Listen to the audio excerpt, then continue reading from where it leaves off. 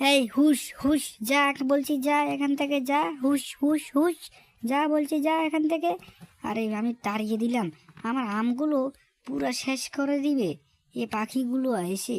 আমার আমগুলো পেকেছে, আমি কত যত্ন করে রেখেছি, এটা কি করে হয় যে এরা সব কাম খেয়ে ফেলবে? এটা কি হয় কখনো? এটা কখনোই হতে পারে না। আমার আমগুলো আমি যত্নই রাখবো।